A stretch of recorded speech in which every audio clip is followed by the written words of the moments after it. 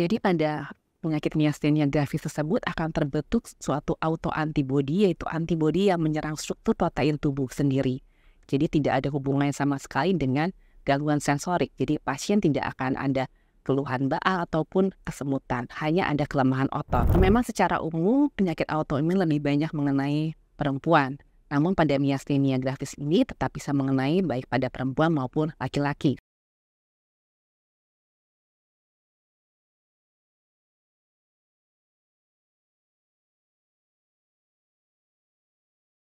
Halo kembali ya, lagi dengan saya Dr. Luhari Indrawati, spesialis neurologi konsultan, subspesialis kasih neuromuskular, neurofisiologi klinik dan juga epilepsi.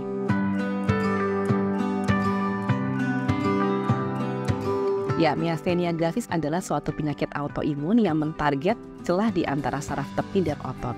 Jadi, untuk memproduksi suatu kontraksi otot yang normal, maka diperlukan proses transmisi dari saraf tepi hingga ke otot yang baik. Nah, proses transmisi tersebut diperantarai oleh taut neuromuskular atau gap neuromuskular tersebut. Nah, proses autoimun ini mentarget celah tersebut sehingga proses transmisinya menjadi terganggu dan pada hasil akhirnya didapatkan kontraksi otot yang melemah. Jadi pada penyakit miastenia gravis tersebut akan terbentuk suatu autoantibodi, yaitu antibodi yang menyerang struktur protein tubuh sendiri. Yang pada miastenia gravis ini antibodinya mentarget protein yang bekerja pada taut saraf otot seperti antibodi terhadap asetilkolin, kemudian MUSK dan juga LRP. Gejala umum dari pasien dengan miastenia gravis adalah kelemahan otot.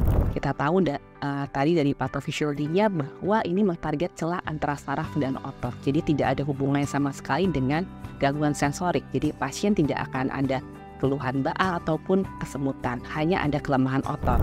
Nah, memang ada otot-otot yang sering kali ditarget, yaitu adalah otot okular atau mata, yaitu kelopak mata, dan otot yang untuk menggerakkan bola mata, kemudian otot untuk menelan dan juga mengunyah, kemudian otot-otot pangkal tubuh seperti otot leher, dan juga otot ekstremitas atas bagian pangkal dan juga ekstremitas bagian pangkal.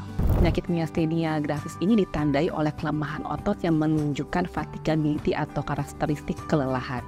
Jadi kelemahan otot ini akan semakin nyata apabila pasien terpapar dengan suhu panas dan juga semakin banyak beraktivitas. Dan keluhan tersebut akan membaik ketika pasien beristirahat.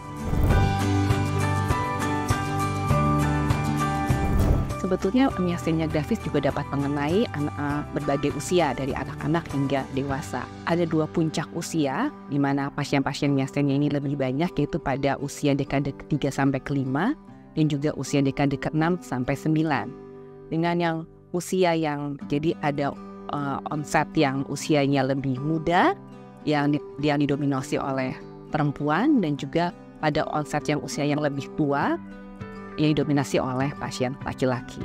Jadi ada kesannya double peak. Memang secara umum penyakit autoimun lebih banyak mengenai perempuan.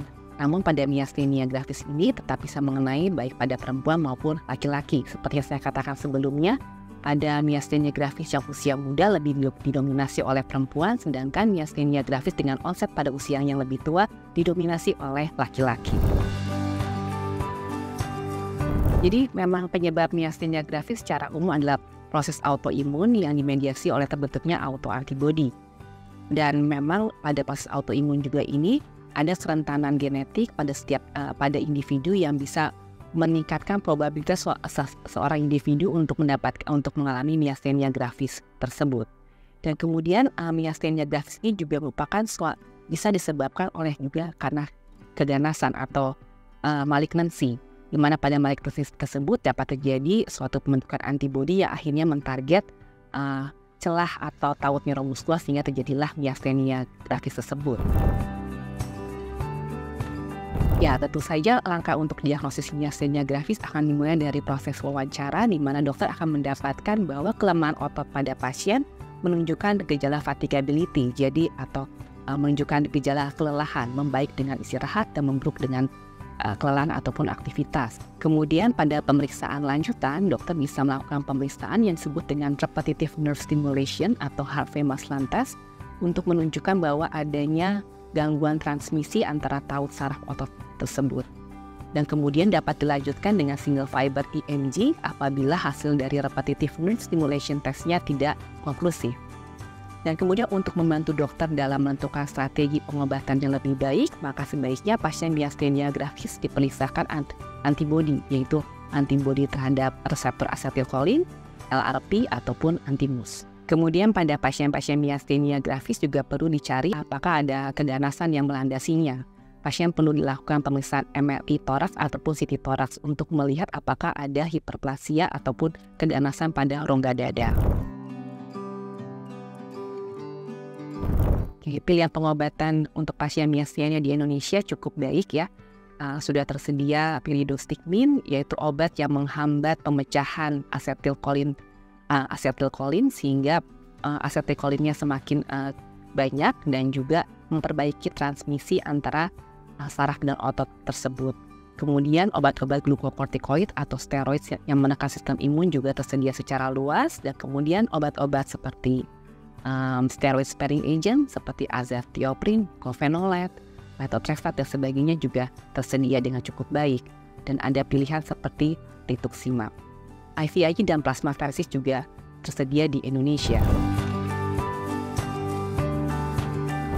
Ada beberapa tips untuk pasien miastenia gravis sehingga kualitas hidupnya dapat membaik dan meningkat, yaitu pertama dengan meminum obat-obatan secara teratur dan dapat mengenali efek samping dari obat-obatan tersebut.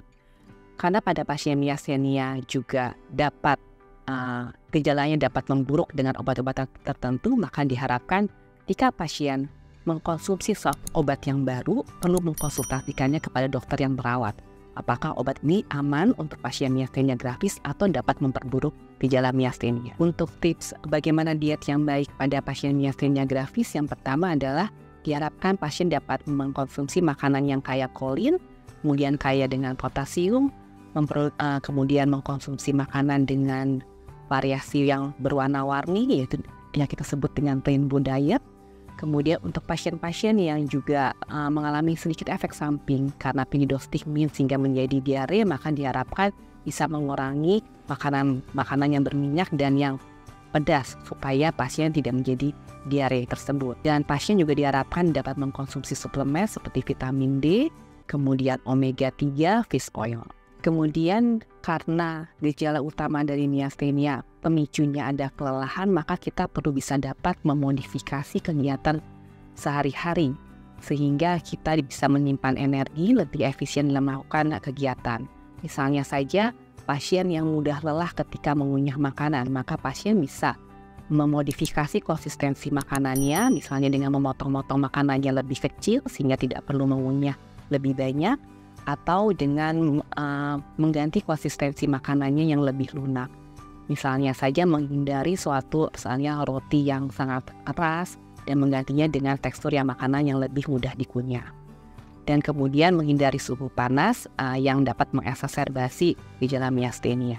Karena pada pasien miastenia juga mendapatkan obat-obat penekan sistem imun, maka diharapkan pasien dapat memitigasi atau meminimalkan risiko infeksi, yaitu dengan menjaga kebersihan, menggunakan masker, sering mencuci tangan, dan juga ingatkan juga bahwa pasien juga memiliki jadwal vaksinasi. Yang perlu menerima vaksinasi bukan hanya anak-anak tetapi juga orang dewasa. Vaksinasi yang diperlukan adalah vaksinasi seperti influenza yang dapat diberikan setiap tahun.